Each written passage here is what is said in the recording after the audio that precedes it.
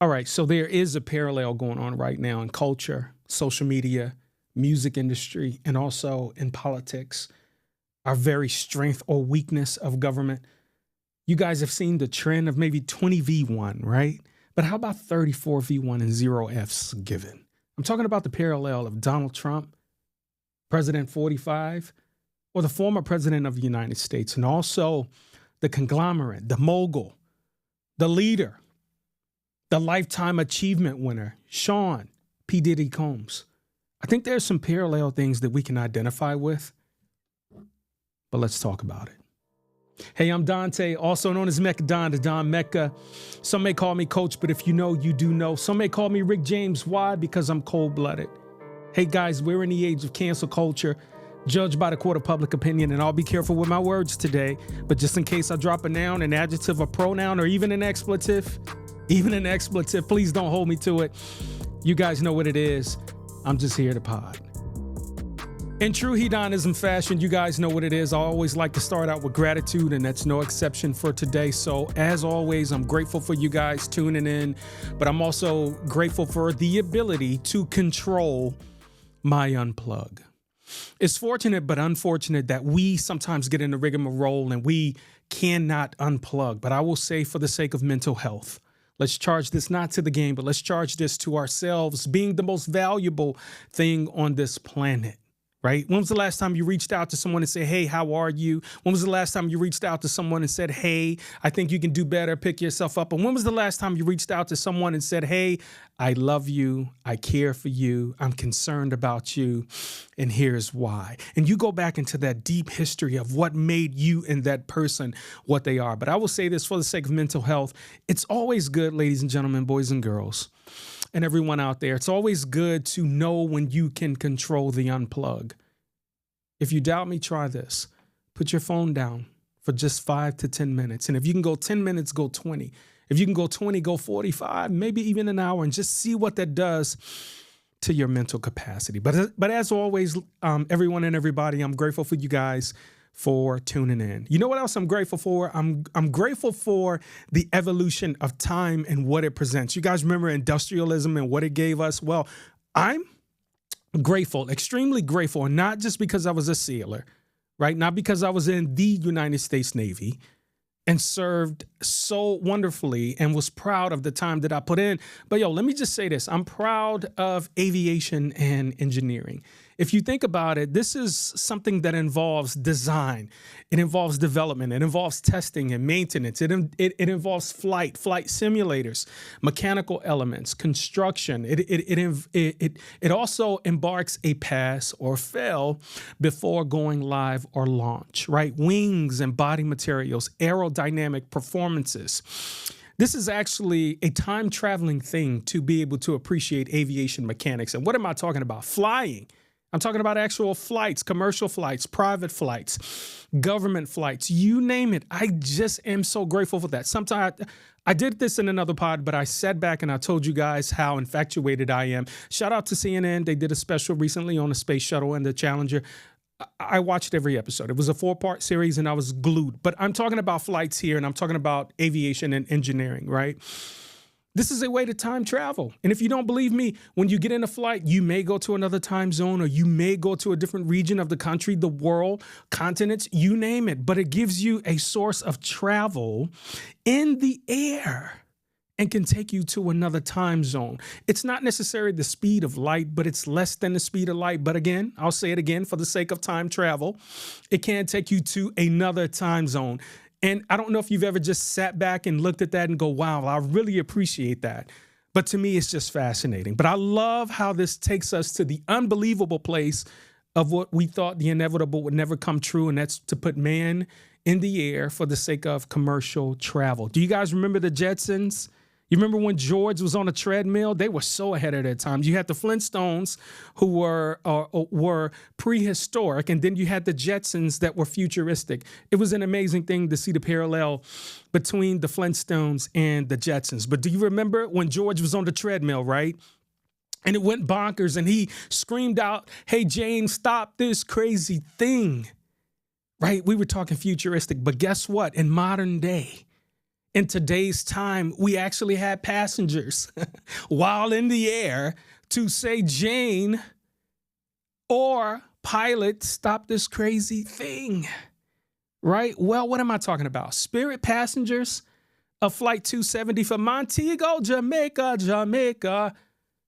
But Flight 270 coming from Montego Bay, Jamaica to Fort Lauderdale on May 26th actually used those words, stop this crazy thing.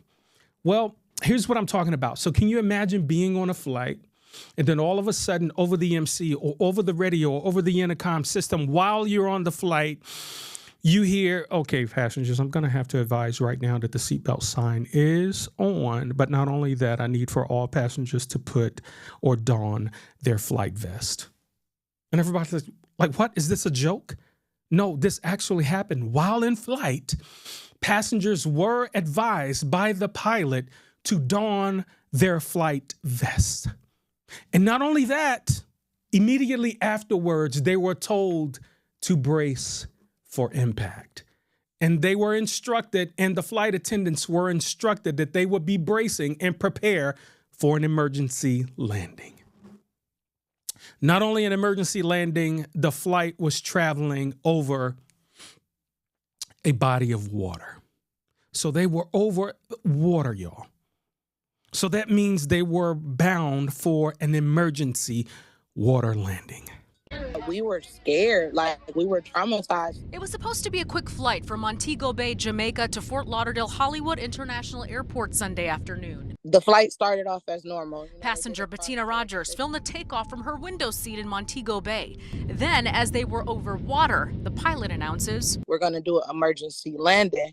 We're just going to turn back around and allow the mechanics to check this out so that we can successfully fly to Fort Lauderdale. Then passengers heard another announcement that created fear. Flight attendants prepare for emergency water landing. When he said that, everyone on the plane got frantic. In the moment, I'm shaking, and I had a whole bunch of problems as well as some of the other guests trying to get that life jacket from underneath the seat. Despite the water landing announcement, the pilot was able to safely land on the tarmac in Montego Bay. I put this in my gratitude segment just because I am so grateful that this did not hit the aviation history of yet again,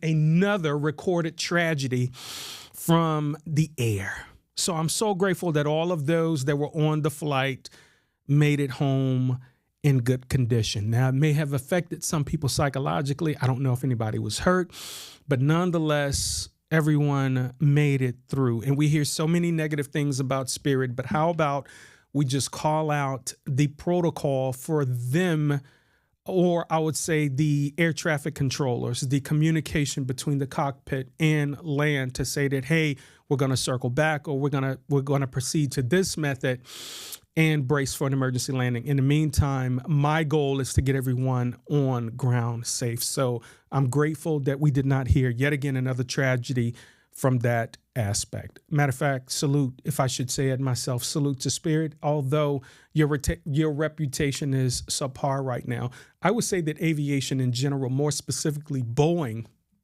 is under scrutiny right now because of safety features. And when it comes to aeronautical engineering and also aviation, when it comes to commercial flying, y'all got to do better. And also this could cause beefs between passengers and their ability to fly. And just today, a New York Times article stated, right, and it even said it in Forbes magazine a month ago, that we were going to see a significant hike in flight prices, no matter where you're going. Do you guys remember when Southwest Airlines dropped and they was doing flights for $29, $39, and $69? They had those nines after them, depending on where you were going in CONUS in the continental United States, where they're saying now it's going to be a tremendous hike. I don't know how you're going to win over the people, or is this a plot to say that flying is only for the rich and we're wasting flight hours by flying average individuals? I don't know if it's an overall stunt, if it's an overall plan, if it's something behind the stock and shareholders. We don't know, but all we know is folks are flying out the air. Parts are coming out the airplane midair, and it's got to be better. And this is causing beefs between passengers and some of the flight companies that are out there. You know who you are. Please shape it up. You guys know we just got over this Kendrick Lamar, Drake beef, or this battle on wax, if you will. And thank God that came out positive, which means that we got to see skills of two MCs, right? They didn't take it to the streets, so some may say they did. That was allegedly. However, the beef ended where we knew there was a winner on top. Sometimes in life, and you may hear this theme throughout today's pod, is sometimes in life, you just got to understand what it is to take that L. But for those that are totally naive, that beefs do exist in the public eye, but sometimes in private, right? We all know we've had beef with some people in our exact homes, in our families. There's no exception. Beef does not discriminate. It will come and find you. It could be something you totally had zero to do with, but beef will come and find you. Well, that's no exception for government, even in the government. And I'm talking about in Congress, y'all. Beefs are all around us, especially when there's two sides of the fence and then a neutral party to come clutter things or even the score, if you will. But beefs are public, and I can also talk about the freestyle fugazi. It has been going on for years. But did you know that there's current beef right now in Congress with an individual, and I can call this a 20v1, but at some point, somebody's gonna call you out, and you just gotta, I'll say it again, here's that theme, you just gotta learn how to take that L, but it goes on in Congress. And before I get to dip into all of it, allow me to reintroduce to some, but not to all, Representative Jasmin Crockett, a 43-year-old sniper, a 43-year-old bookworm, a 43-year-old, I may not know it all, but I know how to get it, which is SOB. She stands on business. She's straight out of the University of Houston Law. She goes hard in the paint for equality, women's rights, and the bottom line, I'll say it again, she's SOB, and that's standing on business, again, for civil rights and also criminal justice. I'll tell you what, check this out. Do you know what we're here for? You know we're here about AG. I don't think you know what you're here for. Well, you the one talking about. I think your fake eyelashes are messing up. No, ain't nothing. Hold on. Listen. Order. Mr. Chairman, is referable to the Ethics Committee within this hearing. Is a motion in order to refer your conduct and your abuse of It's not a point of order. Mr. I do have a point of order, and I would like to move to take down Ms. Greene's words. That is absolutely unacceptable. How dare you attack the physical appearance of another person? Are your feelings hurt? Her words down. Aww. Oh, girl, baby girl. Oh, really? Don't even play. Baby girl? I don't think we are going to move, and we're going to take your words down. I second that motion. Mr. Chair, point of order. Who's? It's me. Ms. Crockett. I'm just curious, just to better understand your ruling. If someone on this committee then starts talking about somebody's bleach blonde, bad built butch body, that would not be engaging in personalities, correct? A what now? Chairman, I make a motion to strike those words. I don't think that's a part of it. I'm trying to find clarification on what qualifies. Chairman, motion to strike those words. I had no idea what you just said. We're not gonna do this. Look, you guys earlier literally just said you just voted to do it. Y'all did it first, so you don't want to talk about it. Voted to do it. Order. I'm trying to get clarification. Look it, calm down. Calm down. No, because this is what y'all do. So I'm trying to get Ms. Crockett, you're not recognized. Ms. Crockett. I can't hear you with your yelling. You don't want calm me to down. Be, Can you please calm down? Don't tell me to calm down. Calm down. Because y'all talk noise and then you You're can't out of take control. Because if I Chairman, come and talk shit about her, y'all gonna have a problem. Mr. Chairman. All right, Chair, okay. Yeah. So it went viral. Some of you may have saw it. Some of you, it may have swept over your head. But from her lips to my interpretation, Representative Crockett said, hey, yo, a lady, a girlfriend, or in the most professional manner as possible, I've had enough. You're not going to talk to me like that. I'm going to clap back and I'm going to let you know how I feel about what you just said, about what you felt, which was out of order, which was a derail, which was divisive. But Representative Crockett said, hey, yo, I had enough. And she wanted to take it there. So who was the beef between, if you will? And let me be specific before I categorize this as a beef, because that could be something that they go back and forth on. No, Marjorie Taylor Greene is always trending. You guys may know Marjorie Taylor Greene from our current POTUS, Joe Biden's, his last State of the Union, right? She was the lady in the red with the MAGA hat on. She had the red suit coat on, right, with the denim on. Very casual, but yet intriguing to the eye to say that yet I'm here, right? She was at that State of the Union, right, who was disruptive, and she was being intentional about it, right? Those that ride for old Don Teasy, Don Trump, as I'm speaking to, they go hard in the paint, and I'll just say that. But for the sake of what she stand on, she's notorious for being a disruptor. No, here's the deal. Number one, I did have enough. I do want to be clear about that. But I also wanted to make sure that Comer would think about what is it going to look like to conduct hearings going forward. Marjorie has been off the chain bad since we got there. She's brought nude photos to committee. She has sat there in the State of the Union yelling at the president. She has called her colleagues on her side of the aisle worse than what she called me. And so the question is, what are we going to be? And you're the person that needs to make that decision.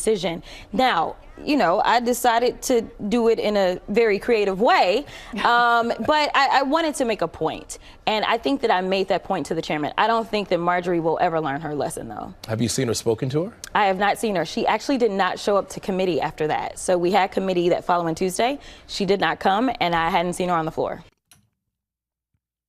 But Representative Jasmin Crockett and Marjorie Taylor threw a few shots at each other. You pick a side or just call it like you see it.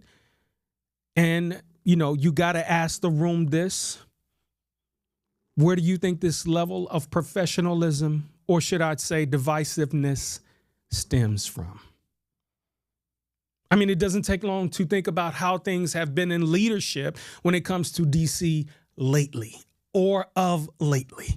But everybody, I'll tell you, Donald Trump is sometimes the divisive leader. If not, he's the one to phone in the divisiveness and say, my people will handle this. And just in case you didn't realize what has happened, talking about a 34v1 or 20v1, or the parallel between what's going on right now in pop culture, what's going on right now in all the media blasts, what's going on right now outside of sports and society, is some of the people are going down. Right? So that's no exception for former POTUS, Donald J. Trump, which made history, by the way. Congrats or not. But I'll say this, that he became the first former president of the American people of the United States to be convicted of felony crimes. Last Thursday, a New York jury found him guilty of all 34 charges, not 20 of 34. Not 3 of 34, not 10 of 34, not 33 and a half of 34. No, the juror, not the judge, not current President Joe Biden, right? Not a certain group of people. It was done by the jurors, okay? And in a scheme to allegedly or illegally and allegedly influence the 2016 election. And you may say, how? Don, tell me, how could his conviction be illegal influence of the 2016 election? I'll tell you what it was. It was through hush money. Sound familiar, Diddy? You guys remember Sean Combs versus Cassie Ventura? Well, that's no exception for Donald J. Trump v. Stormy Daniels. And who is she? Hold tight. I'll let you know. But this was through hush money.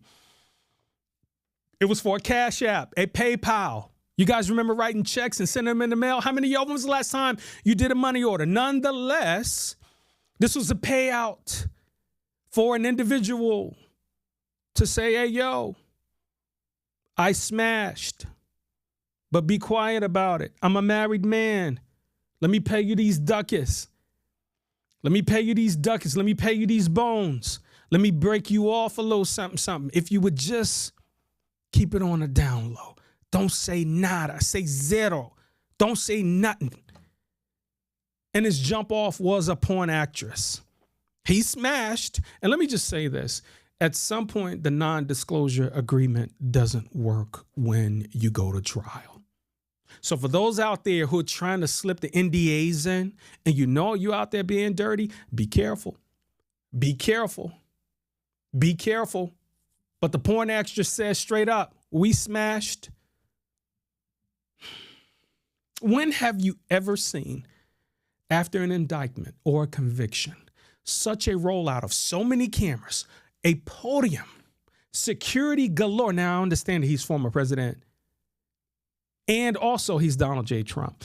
And let me just park here parenthetically and just say I had a conversation recently with my cousin, and we don't hold nothing back. We talk about everything. We talk about life issues. We talk about music. We talk about the state of hip hop. We talk about the state of the world. We talk health issues. We're parallel in age, right? I got him by a few months or whatnot. But the fact of the matter, we talk about all the things, right?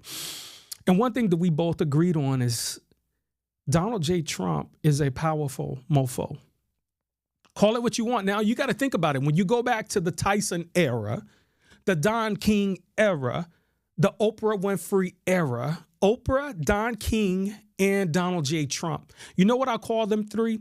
Money, power, and respect. You can put the names on whoever you want to, but at that particular time, during that run, it was money, power, respect. Don't say nothing. I can influence anything. You got to understand, the rise of Dr. Phil was because of Oprah Winfrey. You got to understand the rise and fall of Vegas fights in a certain period in time and marketable fights and how we went to pay-per-view. That was Don King Productions. And then you have to understand how that gold-plated bathtub and gold-plated sinks and why sometimes in modern construction and home builds, you see that gold or gilded things. That's because of old Donald Trump. He didn't do it small. He didn't do it mid. He did it big. And we had respect on that. Remember Donald Trump was on The Fresh Prince of Bel-Air when we all was like, hey, yo, there go Trump. That's my guy. Oh, let me bring it current for those of you that were not born during this culture phenom. You guys remember The Apprentice? You're fired, right? You had some very known and lucrative black actors on The Apprentice. If I'm not mistaken, Arsenio Hall was the first winner of The Apprentice. I could be wrong on that. But you had certain individuals on there like Omarosa, which went on to be a spokesperson of the White House during Donald Trump's run, right? And I could have all of this messed up, y'all. I'm going off the top of the dome, but you guys follow where I'm going. He was a culture phenom. And we all had mad love, respect, or was somewhat encouraged by Donald Trump and the money that he got. Say what you want. There was a point in time where we all were rooting for the dude. But after he got convicted, how did he respond?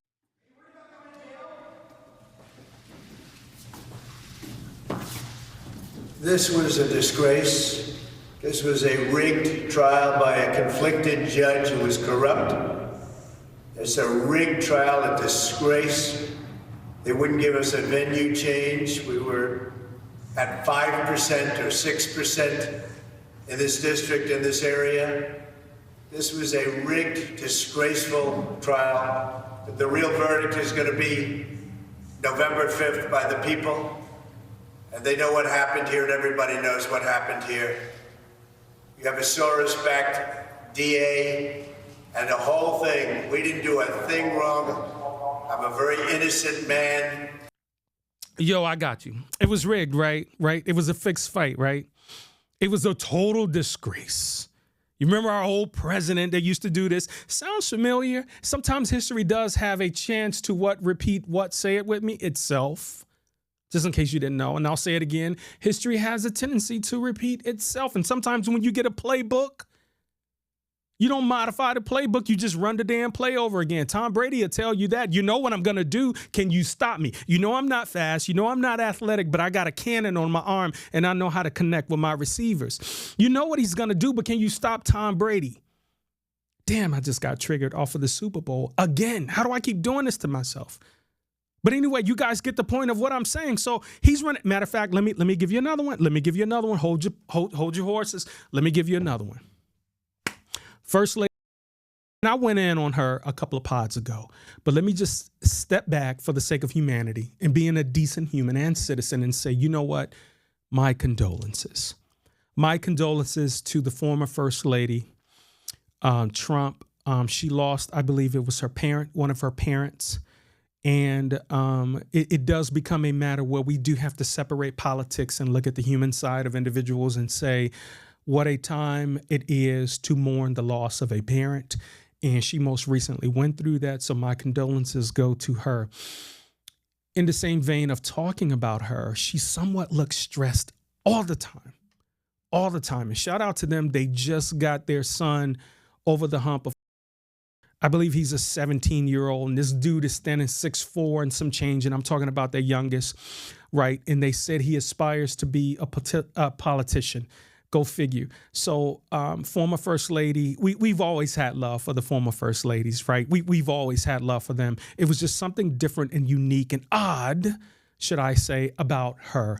But speaking of taking a page out of the playbook, do you remember she gave her State of the Nation as a First Lady? And verbatim, with a little tweak here, she quoted word for word what First Lady Obama or First Lady Michelle Obama said. And while I'm there, let me park here parenthetically. If I'm going to give love to former First Lady Trump, let me give love and adoration for and condolences to our former First Lady, Michelle Obama, who recently just lost her mother as well. I want to say her mother was at the young, tender age of 83 or in her young 80s, but we remember her for coming and living in the White House with the Obamas to take care of the girls. So my condolences to the Obamas. First Lady Obama, Michelle Obama, our condolences are with you. We still love you. We love your energy. We miss your enthusiasm. And I'll just give you a quotable from her: when they go low, we go high. So many people have remixed that thought, but I'll just say this. It shows the diplomacy, the decorum, and the excellence that First Lady Michelle Obama had during that time. But former President Donald J. Trump said it was rigged, it was a disgrace. And check this out. For all of you club goers out there, for all of you that has planned a wedding, a family reunion, an event at a venue, this is what HëDØNižm said. Pardon me. He said that they wouldn't give us a venue change. What?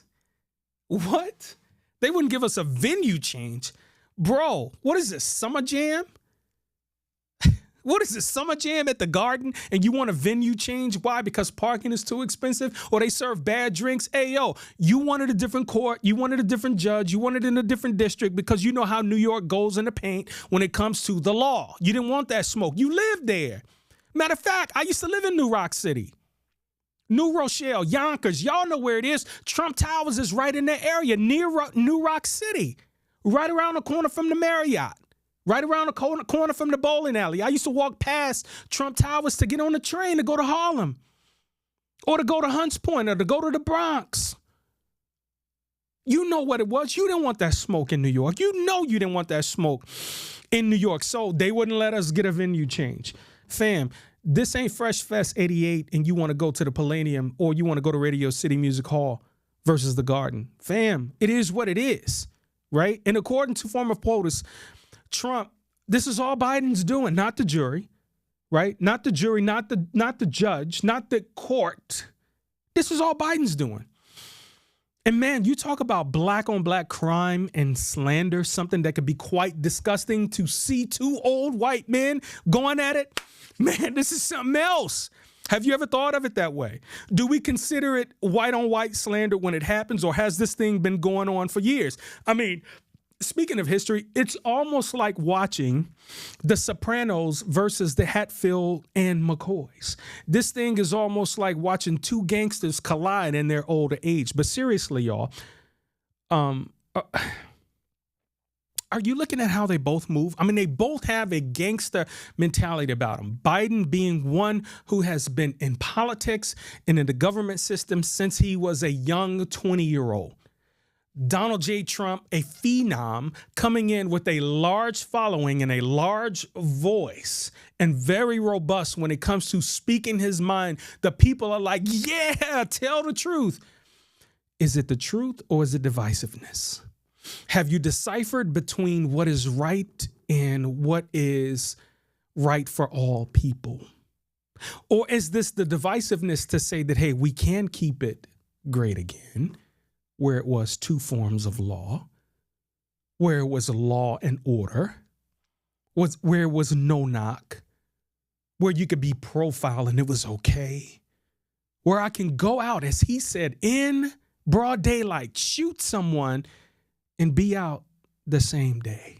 The people, my people are so smart. And you know what else they say about my people? The polls. They say, I have the most loyal people. Did you ever see that? Where I could stand in the middle of Fifth Avenue and shoot somebody and I wouldn't lose any voters, okay? It's like incredible. Scary but true. We've seen it happen. We've seen it unfold right before our eyes. And some of you may be thinking, hey, well, what does this have to do with tea or the cost of tea in China? It's almost like you need to pay attention and stay woke. So what's next? Let me run it down. So sentencing is July the 11th, and that is days before the RNC are set to pick Trump as the 2024 nom, or the nominee for the presidential election. Keep in mind that his legal team will go to the appellate court. Hold tight. I just said that his sentencing is July 11th. Let's just say that he gets jail time, or for whatever reason, he gets the worst case scenario thrown at him.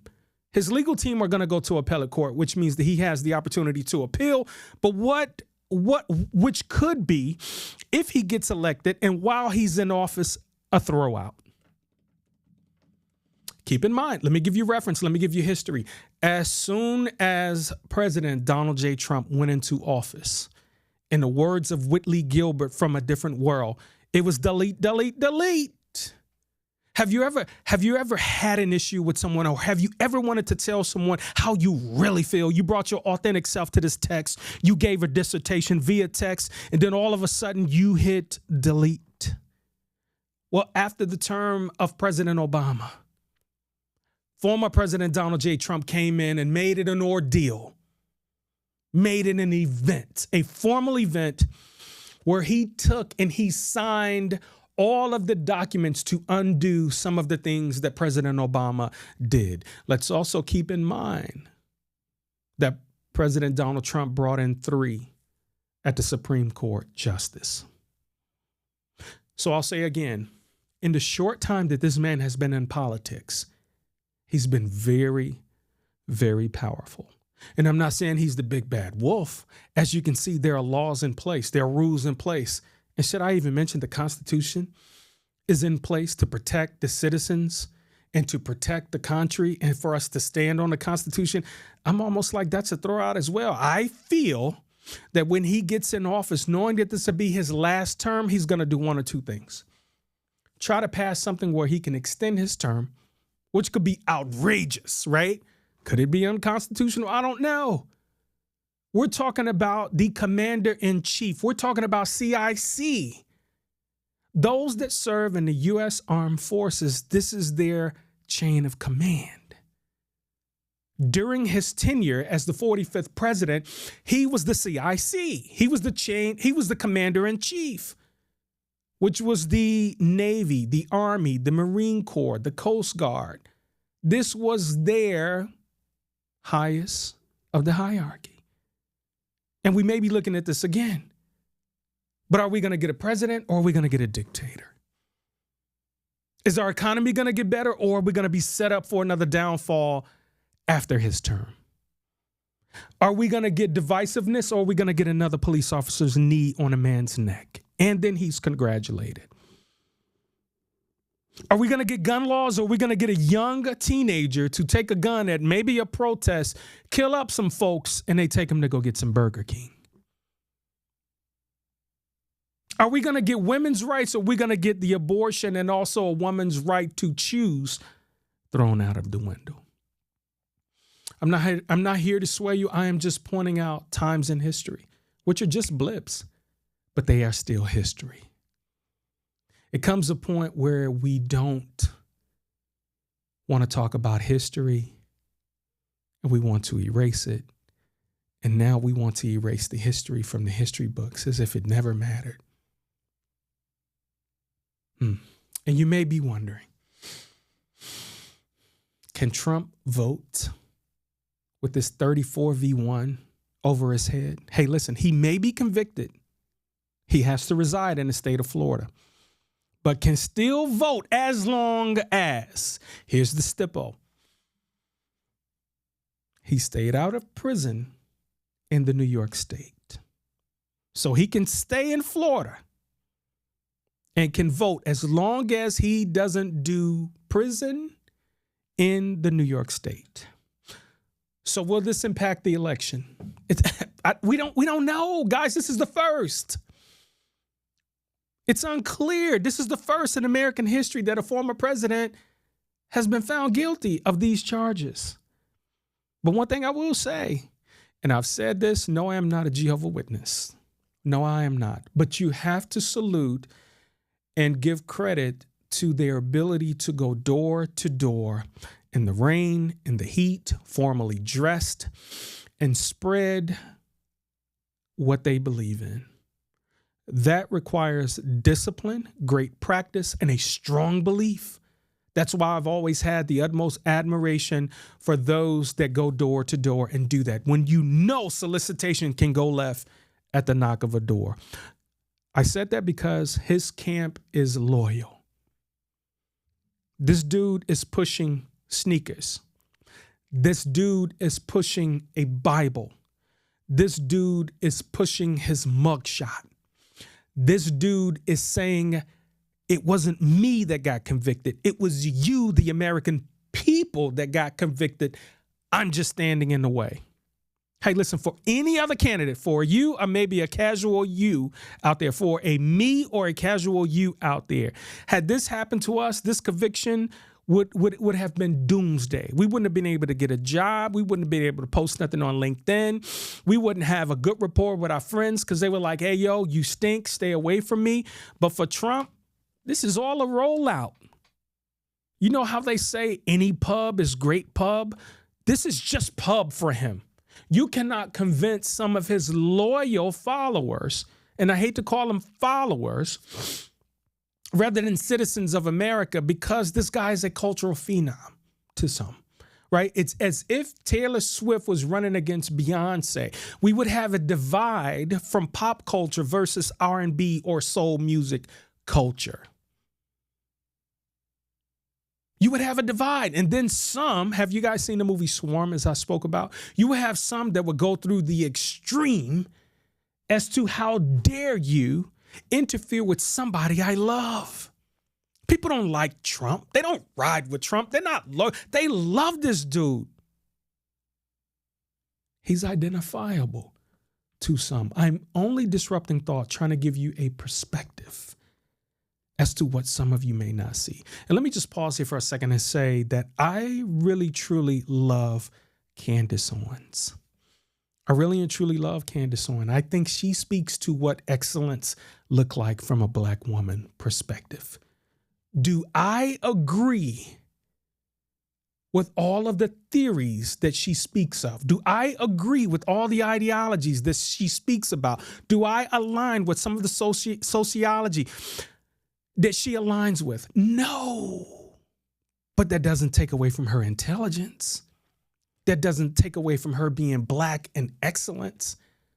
Sometimes I'm curious as to how her thought process gets to where it is, especially when it comes to the Blexit or the Black exit that she speaks about so strongly. Have we really and truly given her a platform to speak, educate, and actually enlighten us on what her logic is? Or do we come in with preconceived biases and microaggressions, just like some people of the world do us as Black people, or some people of a hue like mine? Do we come in with those prejudices versus listening and being educated first? Sometimes we come with bullets in hand, loaded ammo, just to shoot before listening. But I will say this, that his following is loyal. Let me point out some facts here just to get you guys in perspective of what's the impact of the up and coming November elections, right? As of June 3rd, now we talk about power here for a second, okay? And I'm just sometimes the term power doesn't mean anything to anybody. But one thing that I will say, for being on a campaign, shout out to KK, my cousin, but being on a campaign and also being involved in politics, yes, I am a super voter, right? Which means I don't miss an election, and I'm also involved in my civic duties. One thing that I will say is sometimes the money behind the candidate can help him propel. DeSantis had some bread, but he has some dodo ways. So sometimes when you have a little bread and some dodo ways, you almost get thrown to the recycle bin, right? So if he had a lot of bread, right? I'm talking about Trump money. If he had Trump money with his dodo ways, they would omit the dodo ways and go, this man is powerful. So let me speak to a little bit about power when it comes to Trump, right? As of June 3rd, Donald Trump's campaign and the RNC raised 141 M's, and I'm talking millions. They raised 76 million in April. 37.6 of that charted an upward tick during the trial in Manhattan. But recently, Trump's campaign announced that more than 50 M's online in 24 hours after the Manhattan jury announced the verdict. And about a quarter of the donations said that they were new to the campaign. So what we thought we saw earlier, we're now seeing double. But in addition to that, people are putting their money where their mouth is. Now, let me go back to those that were highly influenced by revivals, by holy water, by a person speaking prophetically about their outcomes. I'm talking about passing that collection plate, right? When you heard a word or something moved you and you wanted to invest in that word. Those are some of your church-minded individuals that I'm speaking against tithe. I'm not speaking against. I'm speaking outside of tithes and offering. But some of these dodo, quote unquote, clergymen that goes out with these enormous ways of luring you into your last earnings to say, hey, give to me. And this person is living way beyond the message that they are speaking. Some, not all, right? But imagine they say something and they lure you into giving your mortgage, giving your rent, giving your electric bill, your gas, your light bill, as we call it, to these people who are speaking this prophetic word into your life. Well, that's what some of the Trump followers are doing. But here's the deal. Let me point this out to you just for the sake of disrupting thought and also reminding you guys where we are and where we're going.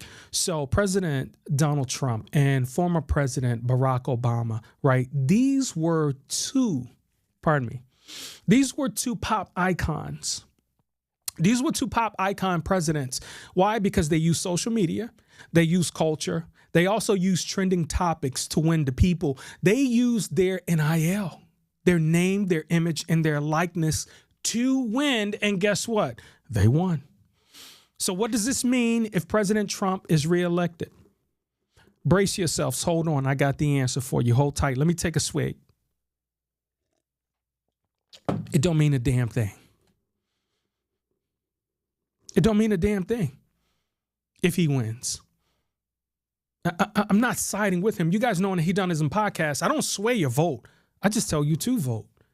But one thing that I will say is it speaks to what, if he does win, it speaks to what America is. If Joe Biden wins, it speaks to what America is, has been, and will be. Am I telling you not to vote? I think that's unwise. And I think that's selfish. I say this all the time. Our ancestors bled and they died and they fought for our right to vote. It's your civic right. Right? Some people sit on it. I've heard, and the temperature has changed, and I have some guests that will be coming on the pod soon to talk about the importance of voting in 2024. Not just saying that there should be an urgency and an uptick, because we do this every presidential election. Vote or die. Your vote, your voice, your vote. Your vote matters. We've heard all of these slogans, but I really want to talk about what it boils down to, because some are saying that voting for Trump is like betting on the one that has the formula, right? You remember them stimmies that was given out and y'all went to the bank? Right? You remember post-Trump, you guys went the PPP route. You know what I mean? You guys think of the financial assets and benefits when it comes to Trump. And some are saying if you vote for Biden, you're voting for the less of two evils. I can't say that's the case because the man has a track record that has been all of his life, that he's SOB, stand on business from a political standpoint. This is all he's done. This is all he's done. Good, bad, or indifferent. The man knows what it is about equality. The man knows what it is about equity. The man knows what it is about diversity. We can say that from President Obama to VP Madam Kamala Harris. At least we can say there is a track record. However, people are starting to call him out on some of this fugazi he's been doing, a la Morehouse, him being a Morehouse man, getting the honorary hood from Morehouse College. Hey, listen, some cats, I mean, you can fool some of the people some of the times, but you can't fool all of the people you know when. Okay, so let's just call it what a TI is. But I'll say this, if you don't vote, let me say it again. Hello? If you don't vote, don't say nothing to me. I don't want to hear one peep. I don't want to hear a word. As soon as you say, well, Biden did, or Trump did, or man, did you, mute up, right? Not who you voted for, but did you vote? It ain't none of my business. Don't share. That's your business. And if you do share, I'm not going to judge you, right? It could be conversation based. But keep in mind, that's your right, your right to privacy as well. If that's the case, they would ask you to vote on social media and you can broadcast and see who you voted for. Hey, they give statistics, not individuals, right? That's why the Census Bureau makes it anonymous as to the demo of certain areas. It's private information. The Census Bureau, you guys get on our damn nerve, harassing the hell out of us for this input. But damn, if that was the case when you went to go vote, it wouldn't be in a private partition. And let me just say this, during the local elections, you remember Donald Trump said, if I don't win, it's going to be a bloodbath, and there will be poll watchers and people at the polls like you've never seen before. That was true to life for me at the last precinct. And I can't say it was his words, but Biden ain't said nothing, right? So with that being said, there was a guy at the polls. There was a lady, and I'll just state for the fact, she was a Caucasian woman, and she was going to vote. Sweet lady, and she wanted to vote at a certain area. And there was a guy standing right over there. He had just got finished with a soliloquy, and I won't say what he said, but it was very leading for the individuals to vote a certain way and how they've earned. I mean, he was doing the most. I'll just say that. But the lady was like, I want to wait because I want to stand right here. She said, my husband is no longer here, and it means something for me to vote right here because we always stand blase, right? He said, ma'am, you can go around. She said, well, she went on to tell her story. There was not a long line. It's local elections. You know, you can walk in, walk out of local elections, but let the presidential elections come. You'll be around the block. That's a damn shame. But back to the story. The guy goes, ma'am, you can vote anywhere. Your car specifies who you're voting for. And he just went on and was very militant. And I was like, these are those. But after you tell me that you did not vote, or if you tell me you did vote, I'm going to ask you who's your congressman and who's your state representative. If you don't know those two, mute up. And if you can't answer that, then please excuse yourself from all the bull swanky that you spill about social, local, and world government and economics. I don't want to hear it, because in real time right now, the people in Atlanta are complaining about their small businesses on the verge of going under or sinking because of the water main issues that are out of hand right now. But yet we've ignored local elections for time after time after time again. But do you realize that some local elections may dictate where your tax-paying funds are allocated? Okay, let me bring it down to your street. How long have Atlanta, and I'm speaking about Atlanta regionally right now because it's one of the Mecca things, right? It's one of those where the percentages are slightly shifted, and we got to take claim and do something for those that look and identify with African American. But how long have Atlanta been talking about these damn sinkholes, right? Do you guys remember when Ryan Cameron, Marima Mo Ivory on the Mo Show, Stacey Abrams, Mayor Kasim, and Killer Mike was talking about these things that need to change in Atlanta or we're going to have suffering consequences. Ta-da. Ta-da, they're here right now today, and you can't put that on Mayor Andre right now. He's doing what he can, and some may be looking at it from a national perspective going, hey, yo, we're talking about a water main break. A tornado just came and wiped through our whole damn community. We're talking water. Like AI was talking practice. Well, I'll be honest with you. It canceled concerts. It's canceling transportation. It's canceling surrounding businesses. Do you guys remember in COVID where everyone had on gloves and masks, where this is causing people to buy water? Certain businesses require water. That is now cut off. I've even heard from debating with someone that if you really want to get involved with the art of war, cut off water and air. You won't need to kill a soul. If you cut off water and air, it's a wrap, which means that if you contaminate the air we breathe and cut off the water supply, it's finito. If you go and look at the percentage of water it is to land in the flat or round Earth, that's debatable. Why? I don't know, but I would love to hear from about it. Comment down below. You'll realize that there's more water than land. So even right now, regionally in Atlanta, businesses are suffering. Livelihood of people are suffering. Don't forget, Atlanta is not just a downtown.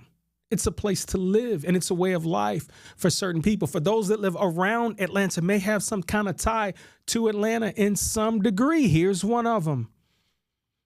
And the ask at the particular time when they was using this voice of Atlanta to reach out to your congressman, no one do it. Y'all was at the Yeek Fest. Y'all was at Wolf Creek Theater, bouncing with Drew Hill. Tell me what you want. No, tell me that you're involved in your local elections. But some of y'all just don't want to get involved. But I said this before. Is it a play term? But I'll say it. I'll resurrect it if I have to. Stay woke was the phrase that has been looked at now as a joke. You hear all types of people using it as fugazi. But people, I ask you to resurrect the term. Why? Because woke by dictionary terms means the opposite of sleep. And some of y'all are just straight up sleep, snoring, tongue on the side of your face, straight no-dos. No, no-dos will keep you awake, but straight, you guys know what it is. You're out. Alarm clock can't even wake some of y'all up. But now the new sense of woke is aware and actively attentive to important facts. But let's go back to where this slang term originated, not the dictionary term, but in AAV or African American vernacular. Stay woke meant the alertness to racial prejudiceness and discrimination. Stay woke, y'all. That's all I can say. Don't use it as a phrase. Use it as a way of understanding. And my last rant on former President Trump is this, right? This raise the fist thing that you got going on. Do you care to step up to the mic and tell us what that equals or what that actually represents? Or what does it mean to you? We would like to know. You do it so often. You do it with two fists.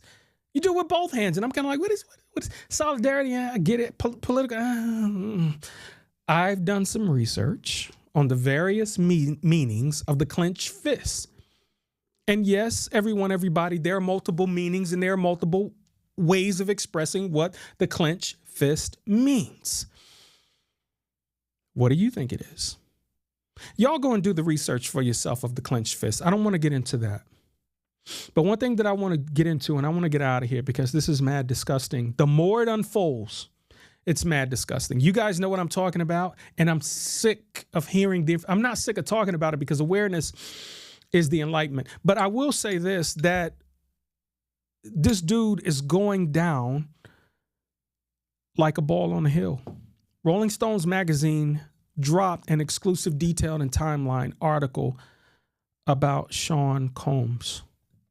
And it started back when Diddy was at HU over Howard University in D.C. And if I haven't said this before, I lived in D.C. No, I didn't attend Howard University where Diddy went, but yet I hung out on Georgia Avenue. I mean, almost weekly, right? This was a place where I learned how to hustle, and I'm not talking about pushing dope, pushing weight. This is where I was actually hustling my mixtapes. This is actually where I was hustling and selling T-shirts. This was a place where I was marketing my skills as a DJ, my skills as an MC, parties and things of that nature, and also embodying the form of hip hop also sliding into the realm of go-go. It was a thing that I've always loved and enjoyed. And at this particular time, I was trying to find my way. And when I use the term hustle, I'm not talking about pushing weight or pushing dope. I was literally hustling my butt off. I was young enough to fail fast. I was young enough to grow. And Diddy was one of those that in parallel, but yet he had a bigger, much larger step on the industry than a lot did. I somewhat looked up to Diddy and the Bad Boy conglomerate as he had it and as they were. I say this because I was DJing and doing a lot of parties. Went to a lot of parties that Diddy hosted as well. But then again, when you're doing a party with certain individuals, you don't question the bread. You just take your bread and you move on, because you're not really trying to shake hands with that many. You're trying to make a name, and also you're trying to build something. So that was the case. It wasn't so much about partying. That was corny. You had to get it how you lived it, right? And that was part of my flow, and that's what it was, Joe. But you got bread from specific people, and you took your bread for your body of work, and you went on. Legal bread I'm talking about, right? So that has nothing to do with my lead, but I just wanted to point out and record things that I was in the midst of the Diddy era, the Diddy growth. They called me Poof Daddy. Unlike Puff Daddy. Back then he went by Puff. They called me Poof Daddy because whenever you came looking for me, I was nowhere to be found, but I was a ghost. But when it came to party rocking, I was the dude on top of the speakers. I was the dude DJing, MCing, and being all things of one when it came to entertainment. That falls on the line of DJing, McDon. The Don Mecca is what it is. But Rolling Stones magazine did this drop, an exclusive detailing in this timeline. The article was in the works for about 6 months. Keep in mind that a lot of the HSI invasion at Diddy's homes, right, was less than 6 months ago. But yet the Rolling Stones have been doing this article and research for over 6 months. Let's also reference that 50 Cent, is also working on a doc about Diddy right now. Now let's talk about TMZ, because they always rush to be first like an ambulance chaser, right? That's what they give me, right? I will say this, TMZ dropped a doc, and I said this and it kind of puts it parallel. My mind be going, y'all. Let me just tell you that I'm honing into what Tubi is. Tubi is a low profile. People clown Tubi about a couple of weeks or even months ago about Tubi, but I'm telling you, Tubi, it's going to take one conglomerate move for Tubi to be up, right? Well, TMZ kind of gave me a hint on that. TMZ did a death of Diddy, or the demise of Diddy, if you will, and they put it on Tubi. I'm thinking we're getting ready to see a wave that leaves from Netflix that goes to Tubi. That's just my prediction. I could be wrong, but let's wait and see.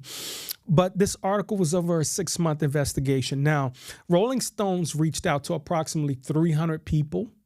They reached out to approximately 300 people regarding this investigation for this article exclusive that was dropped, right? Out of them 300 people, they got nearly 50 to participate in this article. Now, 50 out of 300 is a damn lot. You know, you get one, you can say, well, it was one person. 50 people participated in this. The ones that didn't, though, here's why the 50 matter. The ones that didn't participate feared for their lives, or feared that there would be repercussions, or feared of being a rat, or fearing that snitches would get the stitches, if you will, when it came to speaking on Sean Combs. So this dude that was dancing all up in the video, who had the glitter suits on, that was all about take that, take that, take that. Did we not understand and realize that he was portraying the gangster's role? Was the words that Suge Knight was saying was more of a challenge? Was it more of a confession?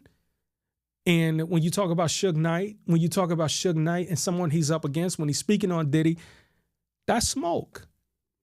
That's smoke. And for a conglomerate of a gangster to be like Suge Knight, Allah, the red of the 5 heartbeats, can we now look at Sean Diddy Combs for some of his actions and alleged actions that he's had to be the red of the of Bad Boy Records? Could it be that every successful record calls for an idiot? Could it be that mad producers have to have a off-sync mindset? When I think of Kanye and his rants, there's something off there. When I think of James Brown, there was something off there when he went in that body of people with that shotgun, right? When I think of Ike Turner and the abuse that Tina Turner had to go through, there's something off there. When I think of Joe Jackson and the success of the Jackson 5, I mean, this may require a deeper dive, but there's something psychologically wrong with some of these successful bops that we've had over the course of history. There's something wrong with it, and Diddy, there's no exception for that. It's still early, but what I do see, it's mad disgusting. This dude was the representation of black excellence. Do you remember he got the Lifetime Achievement Award at the BET Awards? I even heard someone reference that when Biggie died, when they did the We Miss You record to Biggie, Puff made it about himself. It was alleged that Big wanted out of the Bad Boy contract. And Puff was like, nah, you ain't going nowhere. Big Red and the man. This dude came through the ranks of Uptown Records, Dr. Jekyll and Mr. Hyde. Shout out to Andre Harrell, rest in peace. Heavy D, rest in peace. Jodeci, MJB, and many other artists. And some of the artists that were on Bad Boy are saluting this effort to expose Diddy because they said it's like reparations coming. If you know, you know. But at what point is this man going to go, not it was all a dream, in the words of Biggie, but it was all a cream. It was all a clout and cash that ruled everything around me. When is he just going to come out and say, hey, yo, I'm guilty. I was a dodo. I was a dirtbag. Instead of you getting online, putting up a Hollywood apology, how about you just come out, right? And just say, hey, yo, I've done better. I've had better days. I've done wrong. This ain't nothing to be proud of. For the sake of the integrity of my talent, I've done some stuff off the record that was fugazi. Why don't you just say that and then get the adequate help you need, even if it takes some institutionalization? Or is that the money, the influence, and the power speaking?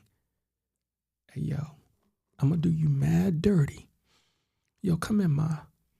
I'm going to do you mad dirty. I've been looking at you for a while. You know, you really entice me, and I can do things with you to help you grow. You remember back in the day, fellas, when we used to go to the club and we would write on that card, I'm a producer, and women would go, oh my gosh, he's a producer. So let me get in my bag. Yo, I'm a producer, and I can make records out of you. You remember when Ike Turner sat down at that restaurant with that young lady from Nutbush, Tennessee, right, who stole her mom's dress, went to the club, grabbed the mic, and out of all of them women screaming, Ike, Ike, Ike, he honed in. He put anime in his crosshairs and said, I got her. Is it that, and allegedly, I'm going to be careful with this, but allegedly, this is how Drizzy's moving.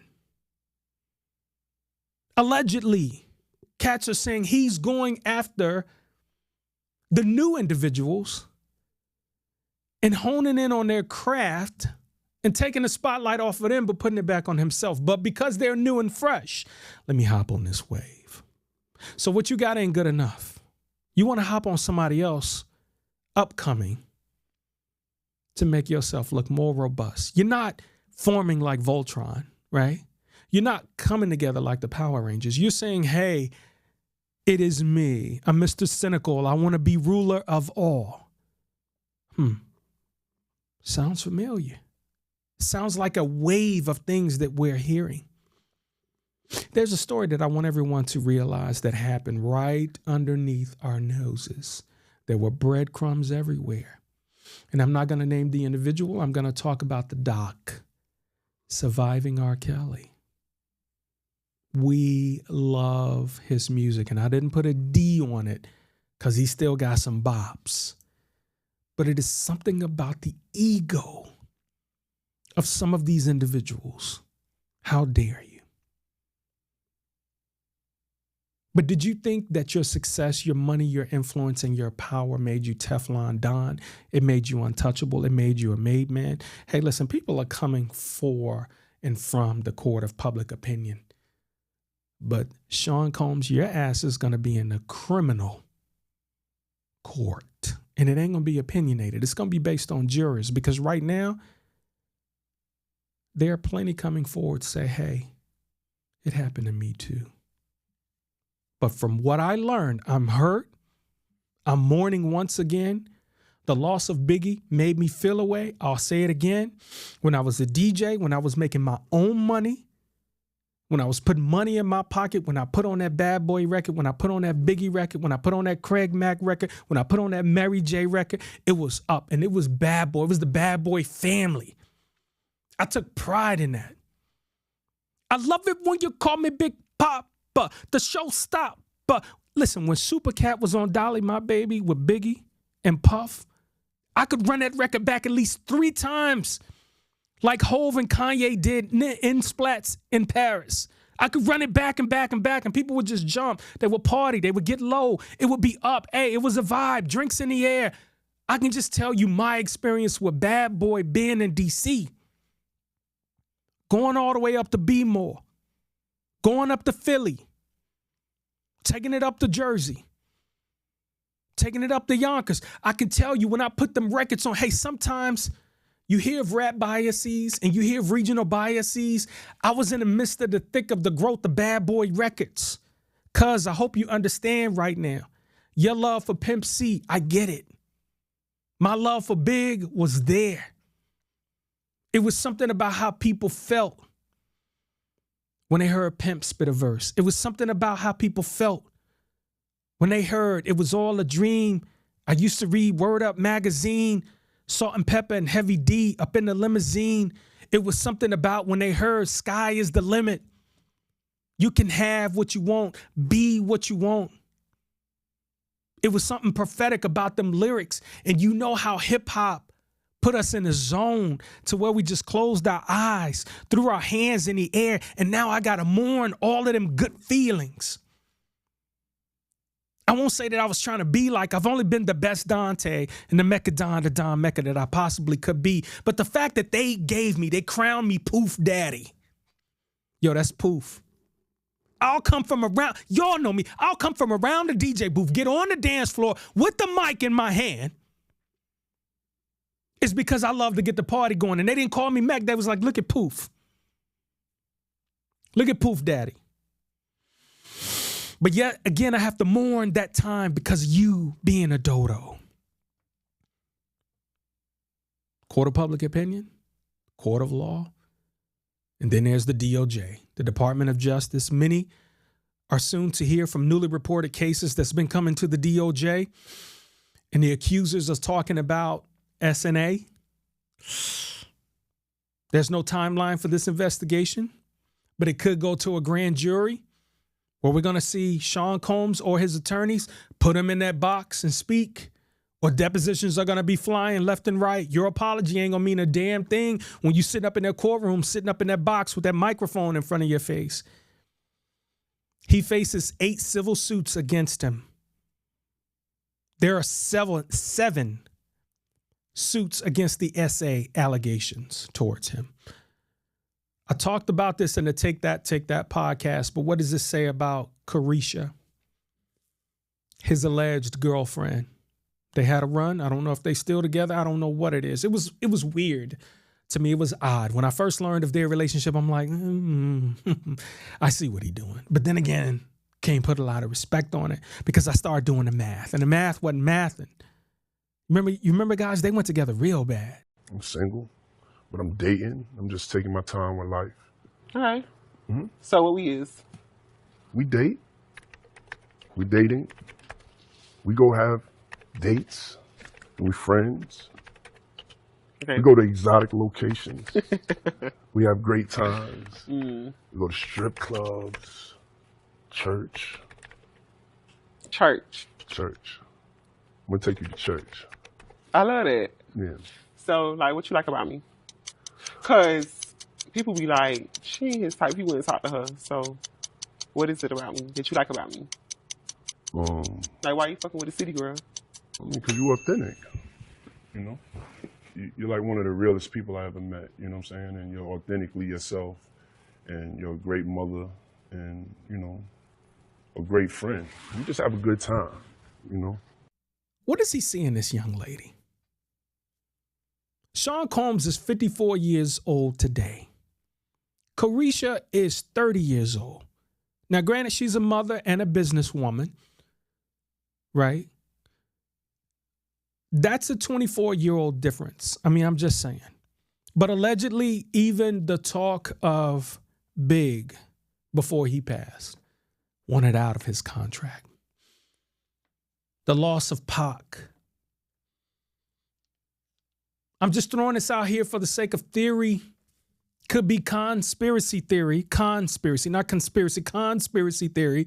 Could it be the fact that someone could be paid to take the dive? If you got 30 M's to write to Cassie as hush money, oh my goodness.